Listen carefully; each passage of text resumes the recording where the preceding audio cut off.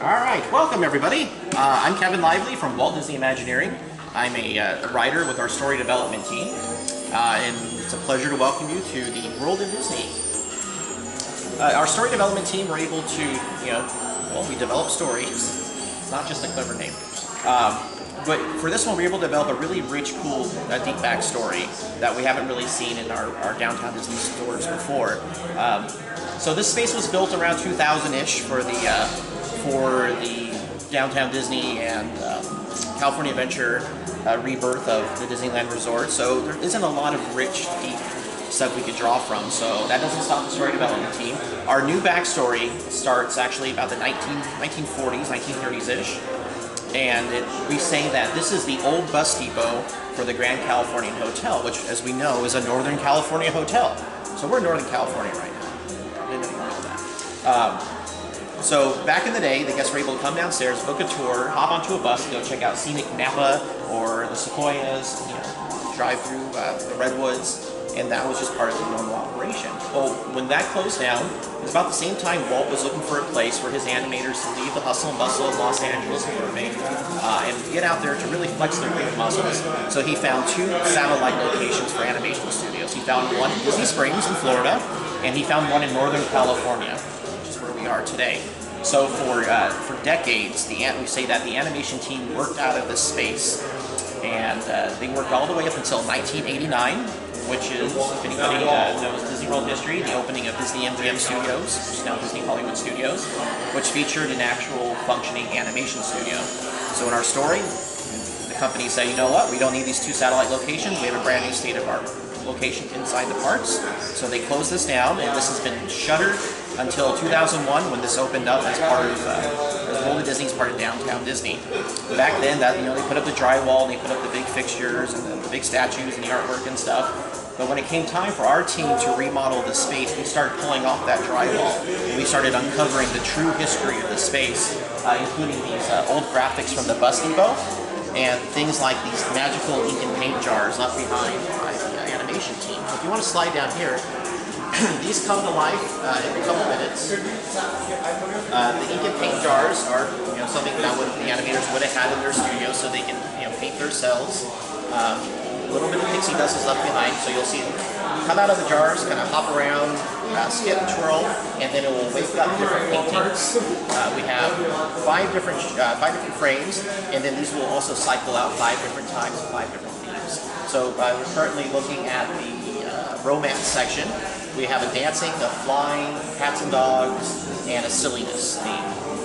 Other things left behind by the animation studio, you'll see are the cork boards with personal photographs and notes and sketches. We have magical movie posters, and one of my favorites are the magical pencil tests. So what looks just like a pencil drawing on the wall will actually come to life as a quick little animation test. Check this out.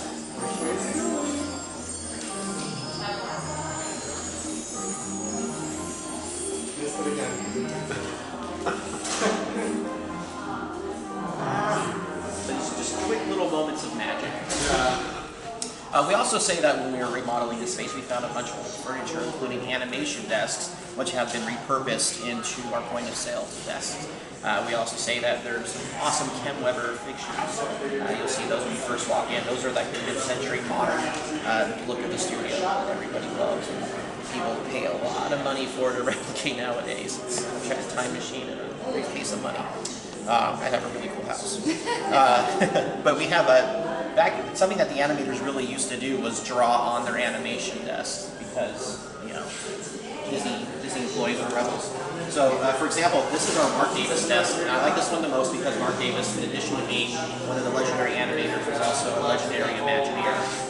So in addition to doing characters like Maleficent, Alice, Aurora, he worked on things like Haunted Mansion and Jungle Cruise, Pirates of the Caribbean. But each of Walt's 9 old men who were his go-to guys, like these are like the godfathers of Disney animation. They're the directors, the supervising animators. Some of them even went on to produce things for Walt after he passed away.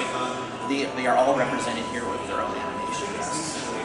So you'll see some of the things left behind by the bus depot are these space graphics. We have this one about the tours departing. We also have one that says Adventure Through Scenic California. And you'll see a little imaginary Easter egg as there's one advertising the 1401 series bus. address of Imagineering, so we like to sneak that when we can. In places like Star Tours, that's their flight. So from a Disney geek side, because that's what I am, that's where I came from. I worked in the parks, I grew up coming to Disney. I'm a Disney geek. That was 1989.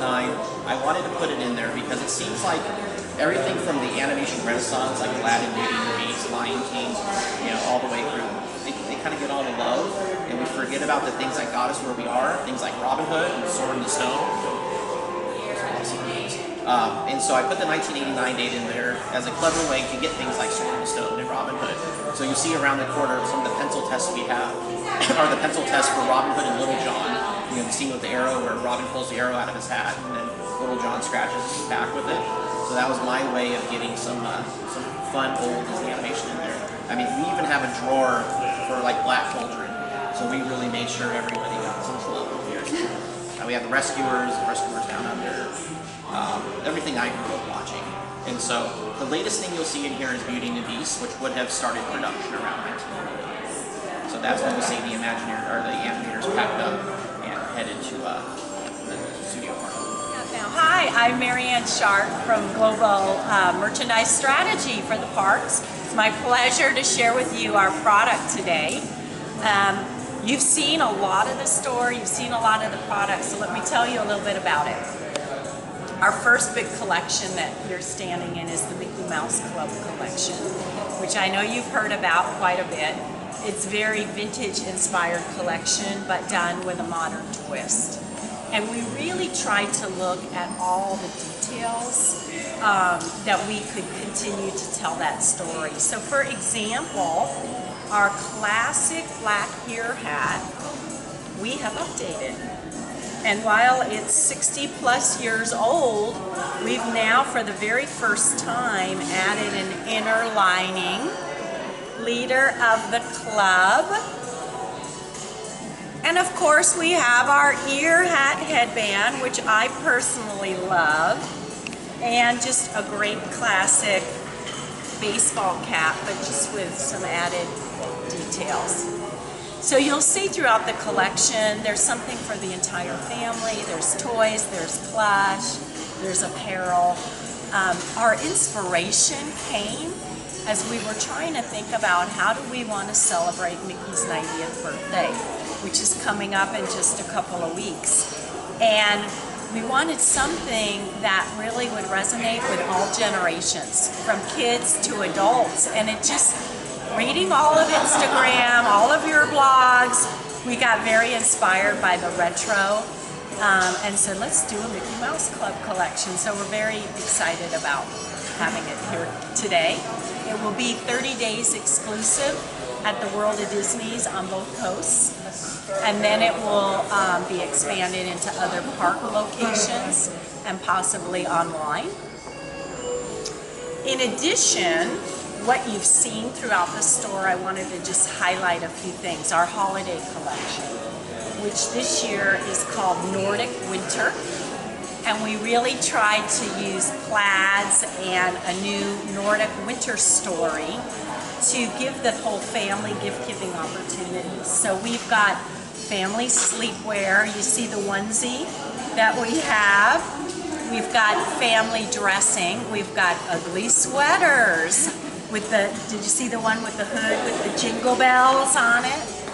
We've got, of course, spirit jerseys, and then we've got our ever famous Jingle Bell glow necklace, but it's brand new this year as well. So trying to look for opportunities. It's also the first time was set here at World of Disney, and then it'll be expanded throughout the resort. In addition, we have our Dream Big Princess area. We have a brand new wardrobe set there where it's 4 costumes in one, so the little girl can be whichever princess she wants for the day. And then you saw our t-shirt area. T-shirts are so popular, our guests tell us, and so whether they want to wear a t-shirt of their favorite attraction or their favorite churro saying, or their park culture or their visit, we wanted to make it very easy for them to be able to shop, and there's kids and adults there. You saw our our passport collection, which is our travel-inspired collection. We also have a projection in front of that. And then for the first time on the West Coast, we have our pop-up Disney style store at the other front door. And if you're familiar, we have a Disney style store in Orlando. And this will be the first one here on the West Coast, really for our young adults. We really love reading your blogs and take a lot of our inspiration from what our guests are telling us to build out our assortments. A couple of other things I love about this store is we have a lot of flexibility. And so today we're celebrating the Mickey Mouse Club collection, and we've got the original animation, some of the leader of the club animation on the ear hat, and we have our projection of Mickey Mouse Club. But if in 2 months this area becomes a whole different theme, then we can change the animation on the ear hat and on the floor projection. So it gives us so much opportunity to tell those stories, not just in product, but also in some technology in a very flexible way. So I love that. I also love the fact you can see through the store from one end to the other end, which you couldn't do before. So we've lowered a lot of our picture frames as well to make it easier to kind of guide you through your shopping experience. And then also we are telling strong, if you want to shop by collection, you can do that, as well as if you want to shop by category. So if you're looking for ears, you can go to the ears section. If you're looking for mugs, you can go to mugs. And I think you probably saw there's toys and plush and women's.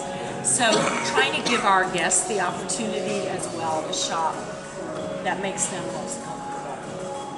My name's Alicia Kelly. I lead the visual merchandising group, also what we call location strategy, and I led the store design efforts for the World of Disney Reimagined. So Stephanie and I have been on this journey since the very, very beginning. We're so excited about what you're seeing today because we feel like it's a really great combination of celebrating what we love about Disney through our heritage and the animation stories, but also having so many elements of that surprise and delight. From a product perspective though too, what you'll see in the store design is a couple things. One is that if you notice that the lighting feels very different in this location, and that's really intentional. We wanted to be able to bring in the light and have a very warm, easily shoppable environment, but something that has beautiful views from one end to the other. So when I finish, if you want to turn around and kind of see that vista this way, and then when you're at the other end this way, you can really see how you want to shop the entire store and kind of explore. From the other thing is from a retailer and from our product perspective, we've got these feature spaces, and so those feature spaces, there are 3 of them in this location, but it really is about how, from Walt Disney theme park merchandise, we've got so many new things up our sleeves all the time, and we want to make sure that our guests are able to experience them. So this is an example of that, where we've got some new elements of surprise and delight through some of our displays, and then again on our floor projection with just a little bit of magic to it. So you can see how these stories come. These also, the great thing about this is going to offer a new experience as our guests come back over time. And so what is wonderful about the World of Disney is it's actually a dynamic retail experience and a shopping experience for our guests. So one of the things that's really distinct about the store design and in this Reimagine is we know how important, again, that kind of that view and the sight lines are. And so as you look across the store, you can really see where you're going and how you want to explore the store. So it's very, very shoppable and very guest friendly. When you have your family in here, you can really see where everybody is. So we're excited about that. We can improve it for our guests. If we go up to style, there are some elements again of the story of this building. You'll learn more about that. We have some of our ghosted graphics here in Explorer, California. The orange line is a map of California. And as well as our Disney style products. So our Disney style product really is celebrating how we want to explore the park. Lots of food, a lot of Disney park foods. Who doesn't love the Dole Whip? A lot of messaging as well, and so very grammable kind of product for that really youthful guest. That's our Disney style location. And then as you can see, this is the entrance from the La Brea Bakery side. As you can So also releasing today is some really great Spirit Jersey products. So as you go through the location, you'll probably notice some of the newness in there. Towards that.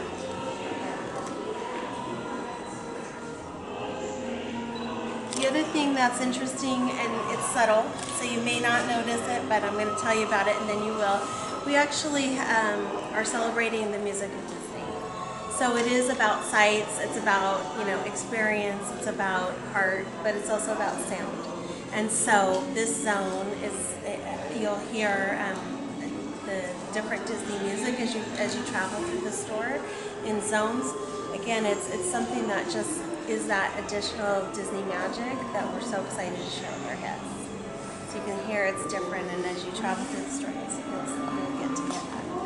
I am the creative producer for Walt Disney Imagineering, and I've been with the company for about 12 years, and my role in the World of Disney store was the whole making of, story, the magic, the show that we've created in the space. So we wanted to really make it an experiential retail shopping experience. So here we have, I'm just going to go to the side here, we have enchanted posters. So behind two of our point of sale registers, we have these posters that actually come alive with the store.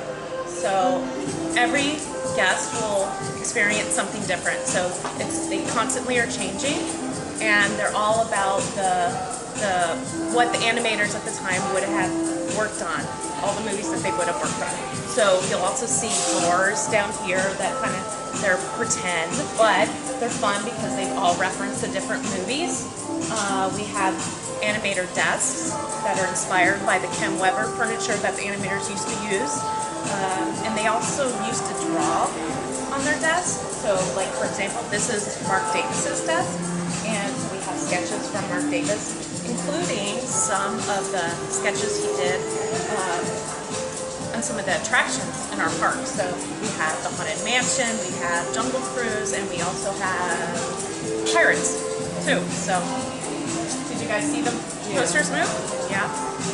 We also have corkboards that the animators would have had in their offices, so they show images of the actual animators and some of their sketches and some of their little handwritten notes as well. We actually have 4 places throughout the store with framed artwork, and I think you guys may have just caught a glimpse of one of the images moving.